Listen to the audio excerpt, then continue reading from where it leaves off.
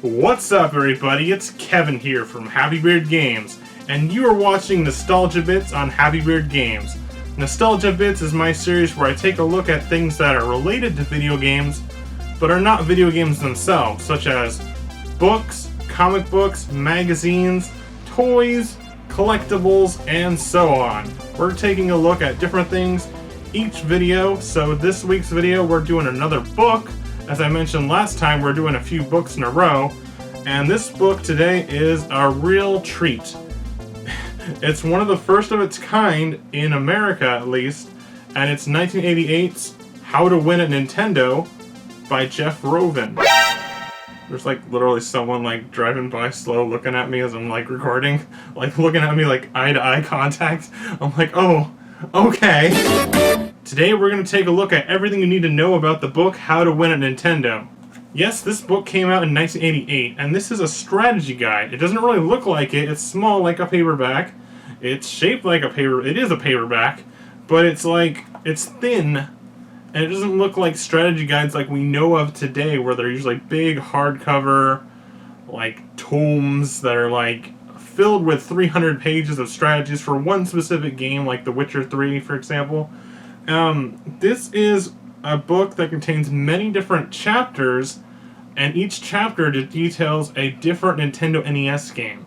Now, this is 1988, so it's not the entire NES library. This is probably before Super Mario Bros. 3, if I'm remembering correctly, and this was 1988, so the NES had been out for 3 years in the United States, and while this book may have been the first of its kind, it does say the first and only guide to hidden codes, passwords, and strategies needed to master America's #1 computer game, the Nintendo NES.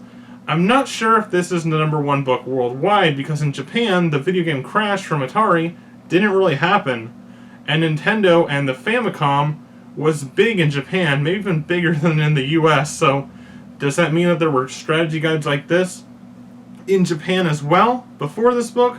Probably, but we don't know about them in the US, at least not in 1998 as much. So this is technically one of the first game strategy guides out there. Yeah, it's one of the first strategy guides, and it's really simple and different than strategy guides today, once again. Since each chapter is about a specific game, we're going to pick a couple games to look at and read through the chapter of them. The chapters are quite short. This isn't too long of a book. I'm just going to check real quick. There's 147 pages in this book.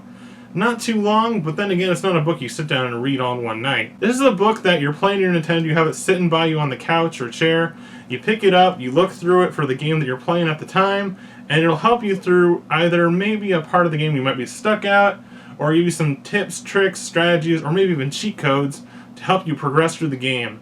And this book does it very well. Now, this book here is not authorized or endorsed by Nintendo. So this is an independent author writing his own strategy guides for Nintendo games, and that's kind of a first of its kind for this, as far as I can tell. It says the first of its kind, and from my research it is, but we don't know about Japan or Europe. Alright, let's take a look. It's in a book. We got to check out the first page, which is that little preview of what's going on. Master the games that can't be beat. The ultimate home entertainment system, Nintendo, is an unrivaled source of excitement and challenge. The key to winning is discovering the codes, strategies, and maneuvers that are players' most closely guarded secrets. Packed with vital information like training tips, layout of the screen, how to score, how you can move, how to win at Nintendo, as the title in italics, will put you on the top of your form. And then in the next page, you've got another title screen. Now, a little bit of history about this book for me. I just bought this on eBay like a couple weeks ago, so I've never really checked it out too much. And I actually did have one of these in the past, but it was the sports edition. So we get to the goodies. We get to the table of contents. These are the games that are going to be covered in this book. So if you do pick this book up, or if you see it at a bookstore or library, and you want to check it out, one thing that you're going to want to do for a book like this is check out the contents, because in the table of contents it'll tell you not only where the games are located in the book, but what games are even featured in this, because it's not every NES game. It's not every NES game that was out at the time either. It's probably more of the popular ones.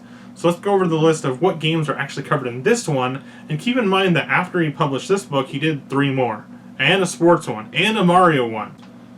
And it looks like he actually does a little review of the game at the end too, like a rating scale on the graphics and sound quality and stuff like that. So there's more to it than just strategy in this. It's almost like a quick little YouTube video, like something I would do, of a review of a game, except it's in a chapter book format, and it's from 1988. So this is like pre-internet, of course. So this is, what else are you going to do? I guess you could record on your home video camera on VHS or something, but who would watch it? So let's go to chapter 5, which is Castlevania, the first game we're going to cover, and then we'll check out Ghosts and Goblins. I want to check out that because it's a really tough game. Might be the toughest game in here. We need some tips for how to win on it. And then we've got Rad Racer because I want to know more about it because I did a review on it. I want to see what he says different. Now this is going to sound a little different, guys, because it's not our current day way of looking at video games. This is the 1988 way of reviewing video games. It's a little different. Now you got to keep in mind that 1988 is the same year that Nintendo Power came out. This came out in November. Nintendo Power came out in August of 1988. So this is when strategy guides were becoming more of a thing. And this is the first of its kind in this type of book, as far as I can tell. So Chapter 5, Castlevania for the NES. Type: Horror, Search and Destroy. Horror, Search and Destroy? I know it has a horror theme, but I wouldn't really call it a search and destroy game. Maybe an action platformer is what I'd call it now, but back then, what are you going to call it if you don't know what the terms action platformer or RPG or certain things like that? Search and destroy. You do search and destroy monsters, you also search for wall meat and items, so it works. You got the objective of Castlevania. Because you're one brave soul, you decided to enter the monster-infested Castlevania and slay the evil Count. There are 6 different floors. Do you have the courage and skill to make your way through them all? So first it tells you the genre, or type. Then it tells you the main objective of the game. It does that for each of the games in this book.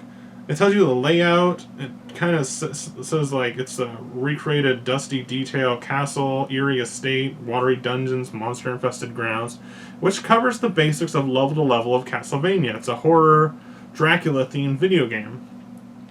Scroll. And it's kind of interesting. It tells the way that the game moves on the TV. We don't really think about it like that today. We just think about the graphics being 8-bit, 16-bit, 32-bit, stuff like that. But this one says scroll. So the screen scrolls from left to right with a limited amount of top to bottom play. So you're not going up and down too much unless you're going up steps in Castlevania. Think about it. But you're going left from starting at the left side of the screen to the right and just kind of progressing forward. It's not like Zelda where it has a top-down perspective and you can move any direction freely. It also lists the hero's powers. It doesn't say anything about Simon Belmont so far, but it does list all the weapons that you can use, like the sub-weapons in Castlevania. Castlevania fans will know exactly what I'm talking about, but this is one of my favorite series, so it's interesting to see a different perspective on reviewing this game, because it's an older perspective, before the internet, of course. It says the weaknesses of Simon are that he gets struck by enemies, it robs the hero of 1 or more of his 16 power units, which is his health. So basically a weakness is when you get hit, you don't take 1 point of damage. You take a lot of points of damage. Castlevania is a kind of tough game. When they are all drained, he's dead. Whoa, that's kind of savage. Also, he dies when he's knocked or falls off a ledge. Yes, there's a lot of knockback in Castlevania. I'm kind of used to it as I've played it for a long time, but to newcomers to Castlevania, it might throw them off. Literally off the edge. There's a timer. It talks about the timer because a lot of these NES games had a timer. Even when they weren't arcade ports, for some reason they felt like they needed a timer to make you go fast. There's a beginner's strategy, which is where you get into the how to win part. Not just specifics about the game and points and stuff, but there's some strategies. Like, there's one that says, crack the bottom 2 blocks on the thick wall to the far right. A pork chop or wall meat is inserted in there. You can use that to replenish some of Simon Belmont's health. It also gives you a warning, like, be alert, a bat will attack you if you go to get it. If you whip it too soon, anything it's carrying will be frozen in the stones. And then it talks about the fishmen at the very beginning on the underpart of the very first level. It talks about strategies going on and on, all the way up to the Queen Medusa. You know the Medusa heads, well there's also a Medusa head boss.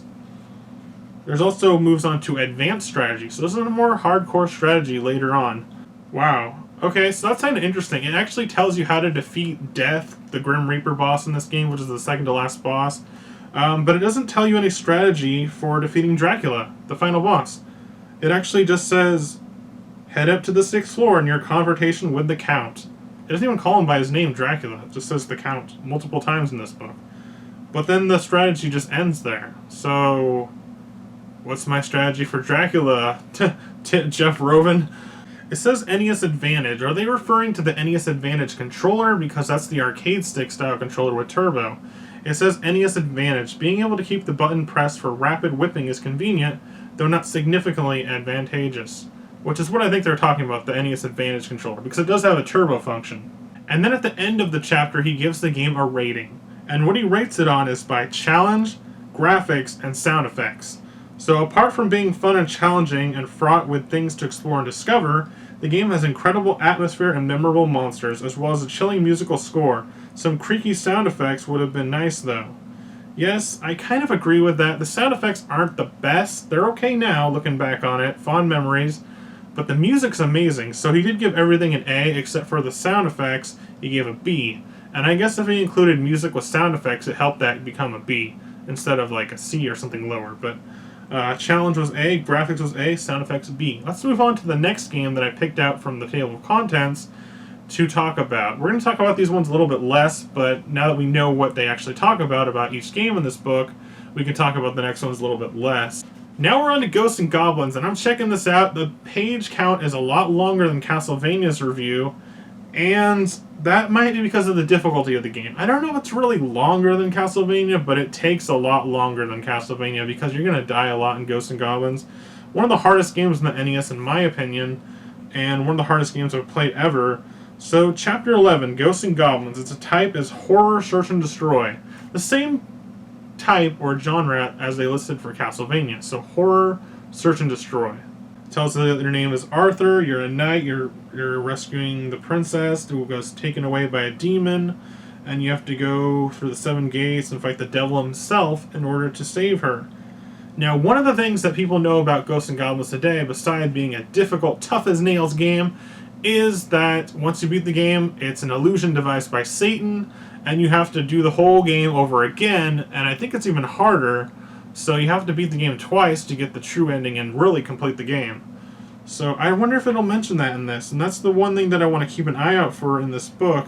It does tell you, just like with Castlevania, the specific point values for killing certain monsters, some of the specifics about what you can do and what items are in the game, so it's more than just a manual. It does give you some more in-depth strategy and information about these games. Something that Nintendo Power also did, of course Nintendo Power had full-color maps and pictures that you could look at, which would give you more of an idea of what's going on. So this is only text. Okay, this is the last part of the game's strategy. It says, in any case, once you finally get past Lucifer's many guards and face the Honcho, you're in for a surprise. Unless you have the cross, you're going to have to attack him with whatever's at hand. After just a few shots, the beast will appear to die. In fact, he is not dead.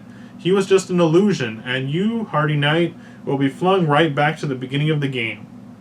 It doesn't actually say you have to complete the game again to get a true ending, it just says you get flung back to the beginning.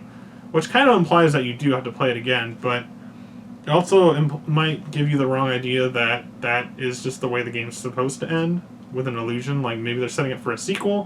Which there is sequels, of course, now, but anyways, it talks about the advantage. Yes, the NES Advantage controller is actually really good on this game, because I use it on this game as well. Rapid shot is really helpful in this game. You're going to want to shoot your lance or dagger, whatever you're going to use. Not the torch sucks. But you're going to want to shoot as fast as you can. Okay, so an extremely difficult game requiring unprecedented coordination. Ghosts and Goblins is not for beginners, and I agree with them completely. At times, it's the 900th time you'll have to try to get through the Big Men building. It's as much fun as having your gums tattooed. Okay, this is like AVGN now. And he gave the game Ghosts and Goblins Challenge an A+. I agree with that. It needs a plus. Graphics are a B+, and sound effects are a B. I like the sound effects. There is actually some really annoying ghosts on this game with some weird high-pitched sounds, so I do agree with the B. So let's check out the last game that I wanted to see, because I did a review of it on my own channel. and that is Rad Racer. Rad Racer. That's a Square Enix game, and it's a racing game, and it's really cool, actually. It's rad. Now, Rad Racer is a little more simplistic. It's just an arcade racer, but it's a really good one. So let's see how many pages that is. It's only like 4 pages in here. So, Chapter 23, Rad Racer. And I'm just going to go through this one really briefly because there's not too much time. But also, I just want to see the differences, because those were 2 platforming games, or as they called them, like horror search and destroys.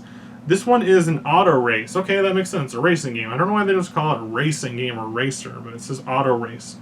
It's a cannonball run of sorts as you tear through 8 different locales. Yes, there's 8 stages. I have not made it through them all, even though I did a review of it.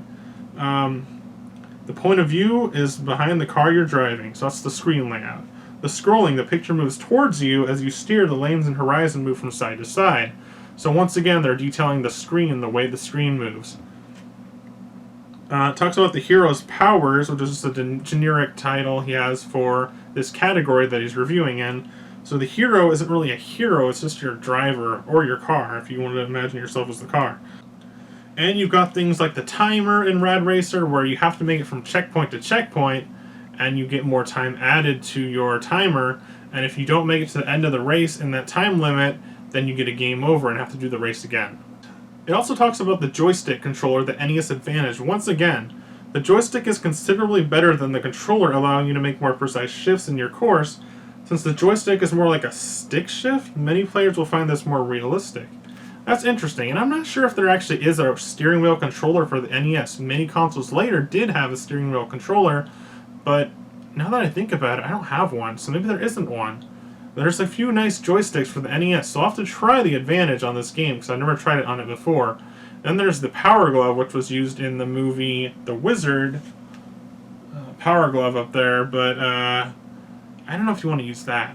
They don't even talk about the Power Glove in here at all, so maybe that came out after '88. I'm not sure about that one. And another really neat feature of Rad Racer, only the first Rad Racer, is 3D. Yes, you can put on your 3D red and blue glasses, and you can watch this game in 3D on your TV. I couldn't get it to work no matter how I recorded the game or what TV I was using, but apparently it does work.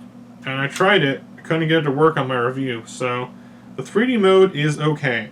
Though you have to turn the brightness way up, and even then, the only real depth you get is between the road and the horizon. There's practically no dimension to the cars or obstacles. The LA skyline is totally dim. Nonetheless, 2D Rad Racer is a classic. Yeah, that's kind of what I was thinking too. I didn't think it would be that 3D like a 3DS, or even make the games look geometric, but it would give some superimposed distance between the car and the horizon. So it gave it an A for challenge, which is fair. It's a pretty challenging racer. Graphics are an A+. Yeah, I would say that for the NES. This game looks really good. And sound effects are an A. It sounds like it should, a racing game. And it also has a rockin' soundtrack with a selectable radio. Just to let you know. If you want to learn more about that, check out my review of Rad Racer, because I did both games a couple years ago on my channel.